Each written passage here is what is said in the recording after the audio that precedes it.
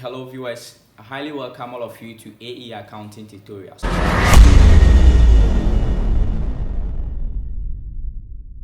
Before we start, make sure you click on the subscribe button on your screen, okay? It is very necessary. And also like, comment and share this video for the benefit of others. Today, we are going to look at adjustment for final account, specifically for a sole trader. But then in part 1 of this video, we look at how accrued and prepayment are being treated in the final account of a sole trader. Basically, today we are going to look at how drawings, bad debts, provision for doubtful debt, and probably how depreciations are being treated in the final account of a sole trader. Okay, so let's actually look at how drawings is being treated quickly.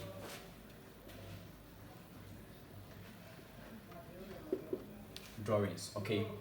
In order to understand this concept very well, let me actually bring some small table to actually explain what this means, okay? So we're going to look at how these items will be treated. So treatment. We're going to look at the treatment of all these items, okay?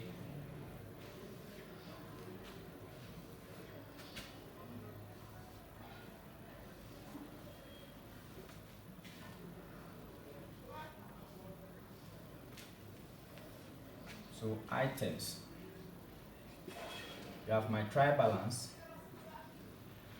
my additional information, income statement, and statement of financial position. Okay. But note, items that are found in the trial balance, we will treat them once in a final account. We always treat them once just because they've already gone through the double entry system. And items that will be found in the additional information, always we treat them twice because they've not yet gone through the dual aspect of bookkeeping, and we need to treat them twice in order to complete their own double entry. Okay, so let's consider the first item, which is drawings. Okay,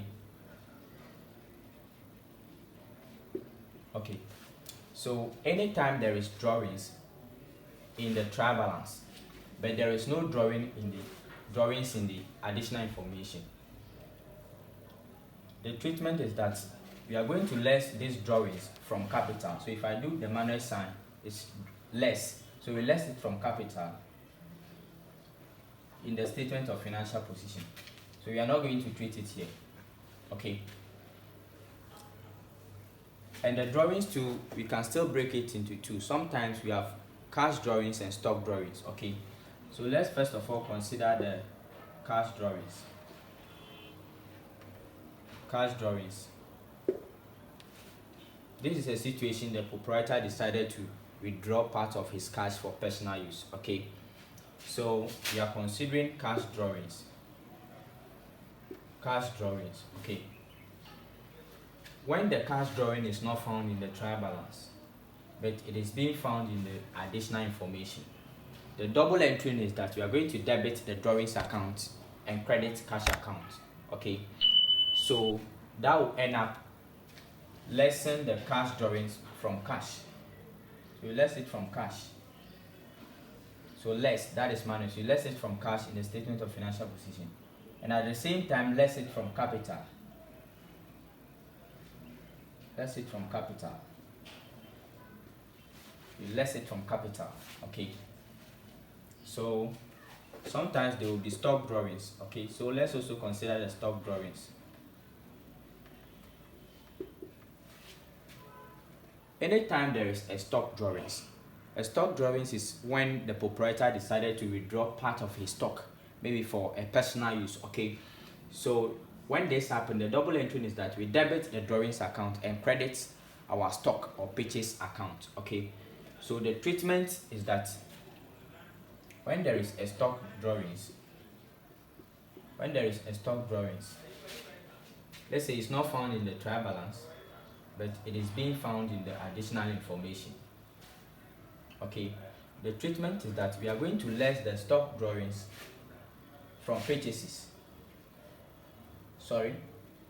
Purchases is found in the income statement, right, under the trading account. So we less it from purchases. You less it from purchase, okay? And you also less the stock drawings from capital.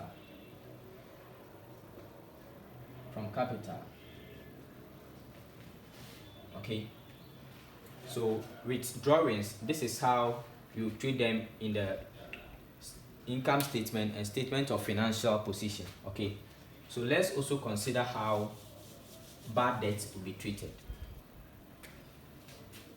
Bad debt.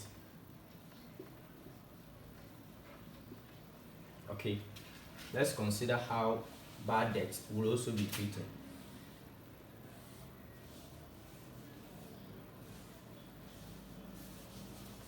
Okay, bad debt is a situation where the proprietor decided to write part of his debt or his debtors as bad.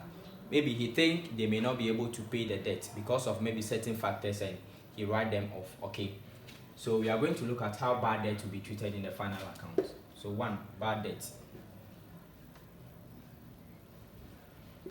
Okay, when the bad debt is being found in the trial balance and it is not being found in the additional information, okay, the treatment is that we are going to treat it as an expense. Okay, consider it as an expense in the income statement. We are not going to treat it in the statement of financial position. Okay, and let's also see a situation bad debt is being found in the additional information. Okay, 2, still bad debt, but this time it is not found in the trial balance, but rather found in the additional information. In this situation, you'll be treating it as an expense, all right? And you also less it from debtors. Or we less it from our trade receivables. Okay, so this is how bad debt will always be treated. Okay, so let's also consider how provision for doubtful debt will be treated. Provision for doubtful debt. Okay, provision for doubtful debt is when the proprietor decided to make some provisions for his debtors. If he thinks maybe a time will come they might not be able to pay, he may decide to make some provisions for that. Okay, and the provision, because we make provisions on our debtors, we always calculate our provisions on the debtors figure. Okay, so we are going to look at how different type of provisions will be treated. But mind you, anytime the provision is being given in the additional information, sometimes they may tell you that provision for doubtful debt is 10%. Okay, you need to know that provisions are always made on our debtors.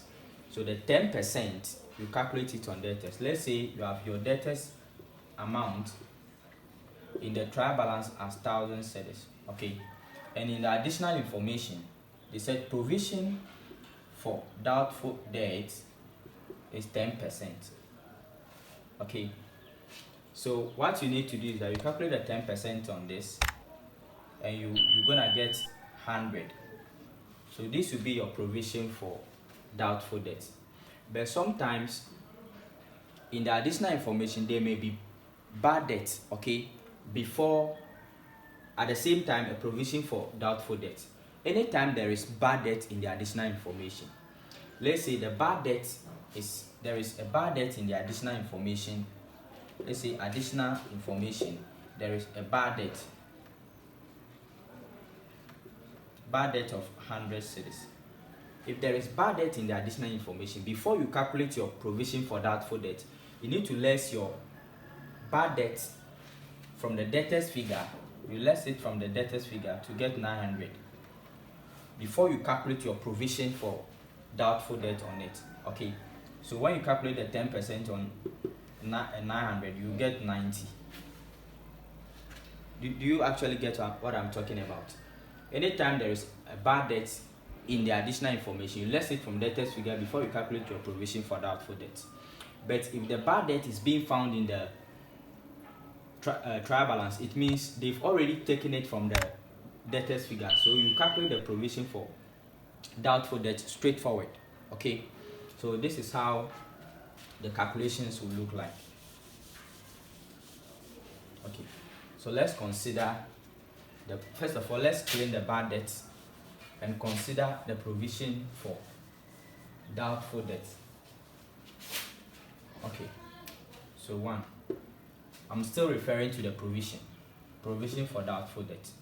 If provision for doubtful debt is being found in the trial balance, but it is not being found in the additional information, always we prepare a final account for a particular year in which we are working. Okay, so if you are preparing a final account for a sole trader in this year and there is a previous provision, we can consider that previous provisions as this year's provision. Okay, so anytime there is a provision in the trial balance and there is no provision for doubtful debt in the additional information, we are not going to treat it at all because it is a previous year's provision and we are working in this year. Okay, so it won't have any effect in our income statement or statement of financial position. If it is exams, I would say they are just bringing it to confuse you. Okay, so we are not going to treat them at all. We will not treat them at all. Okay, we will not treat them. Okay, so in the second scenario, still we are on provision for let me use P for the provisions. We are on provision for doubtful debts, but this time round there is no provision in the trial balance, but there is provision in the additional information. When this happens, the treatment is that we are going to consider this current provision in the additional information as an expense. We consider it as an expense in the income statement and also less it from debtors. So this means less. Okay, less it from debtors in the statement of financial position. Is that okay? And the type 3, we are still on provision for doubtful debt. When the provision for doubtful debt is found in the trial balance, at the same time it is being found in the additional information, we are going to look at the treatment. Okay, but with this we will still look at it in two different ways. Okay, when it happens this way, the old provision is there for comparison. We are going to compare the provision in the trial balance and the provision in the additional information to see which one is bigger, or to compare the difference. Okay, so with this particular example, let's consider, for instance, an increase. This arrow means an increase, so let's consider an increase in provision. Okay, let's say the provision in the trial balance is, let's say, 800. This trial balance, and we have additional information, this one, and we calculate the percentage on, they said maybe calculate 10% on debtors. Okay, and we calculate 10% on debtors and we had maybe 1,000 cedis. This means that there has been an increase in provision from 800 to 1,000. That is why I'm saying an increase in provision. If the provision in the the additional information is bigger than that of the provision in the trial balance, that means an increase in provision, and the difference here is 200, and we are much concerned about this difference. Okay, so an increase in provision, the difference will be an expense. Okay, so you consider the difference as an expense in the income statement, and this current provision that we've calculated on the debtors figure in the additional information, we less it from debtors figure. So less, this sign means you less from debtors figure, less from debtors, less from trade receivable. Another scenario is still provision, but this time there has been a decrease in provision, a decrease rather, not an increase anymore. But the provision is found in the trial balance at the same time in the additional information. Okay, so this is another scenario, a decrease in provision. So we had maybe 700 cedis in the provision in the trial balance, but in the additional information, when we've calculated a percentage, we had, let's say, 400 cedis. This means there has been a decrease in provision. Okay, it has decreased from this 700 to 400 cedis, and the difference is 300. Okay, so we are much concerned about this 300. Okay, so the decrease in provision, the difference, will be treated as an income. Okay, so we treat it as an income.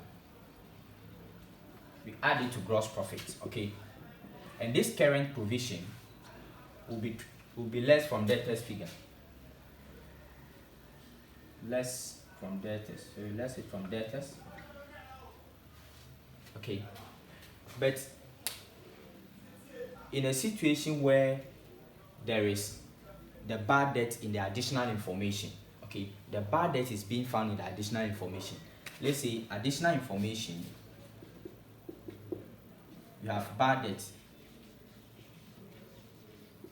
debt of, let's say, 500, okay, in the additional information. And then after knowing the provision for bad debt in the additional information, you need to add these two. You need to add these two and less it from debtors figure. That is where the bad debt is being found in the additional information. But if the bad debt is being found in the trial balance, like this bad debt is being found in the trial balance, you are not going to add this bad debt to the 400. This has already been adjusted before it is being presented to the trial balance. In that situation, you are not going to present this, you only present this. Is that okay? So this is how provision for doubtful debt will be treated. Okay, so let's also consider how depreciation will be treated. Let's now consider depreciation. That's our fourth items. Okay,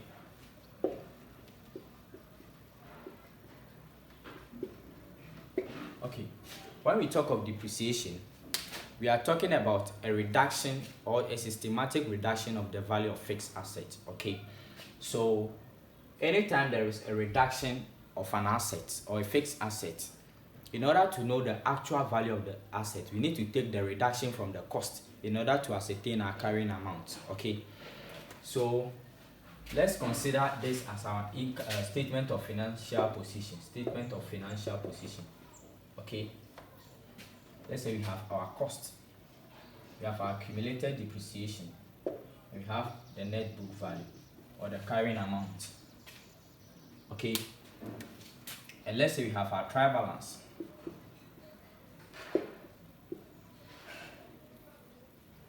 We have our trial balance this way.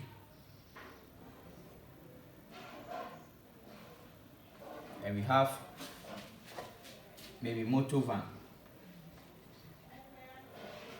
van cost 1,000 cedis. Okay, and we have maybe provision for depreciation. Provision for depreciation is, let's say, 200 cedis, right? Let's say provision for depreciation is 200 cedis. This means, okay, and we have maybe in the additional information, they are telling us that provision for or motor van is depreciated. Let's say I depreciate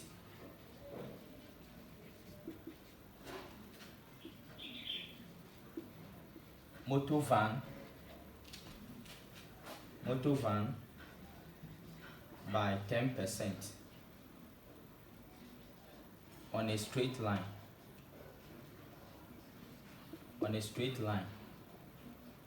Okay, that we have so many different methods of calculating depreciation. As far as a sole trader is concerned, they normally use either a straight line method or reducing balance method.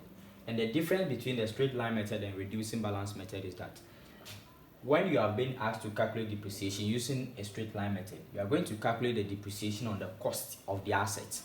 Okay, but anytime they ask you to calculate depreciation using the reducing balance method, they want you to calculate the depreciation on the carrying amount. That is, you should calculate the depreciation on the net book value after taking your accumulated depreciation from the cost. Okay, So let's say we have this and we wanted to calculate our depreciation 10%. Okay, and they are telling us to calculate the depreciation using a straight line method. It means they want us to calculate the depreciation on cost. So we'll be calculating the 10% on the 1,000 cedis, and that will give us 100. Is that okay? So we calculate, we will get 100. So we will be presenting this 100 cedis. The 100 cedis we've gotten from the depreciation in the additional information. We treat it as an expense. But we are not going to treat the accumulated depreciation as an expense because it is previous year's accumulation depreciation, and they've already treated it as an expense. So we are going to treat the current depreciation as an expense in the income statement. After that, we record it under accumulated depreciation. Okay, so we'll be having our cost 1,000 cedis. Then we have our accumulated depreciation. The accumulated depreciation will be the 200 plus 100. That will give us 300. And this the net book value or the carrying amount will be 700. That is where they ask you to calculate the depreciation on a straight line method. But mind you, the current depreciation, which is 100, will also be treated as an expense in the income statement. Is that okay? So let's also look at a scenario where they said if you calculate maybe using a reducing balance method.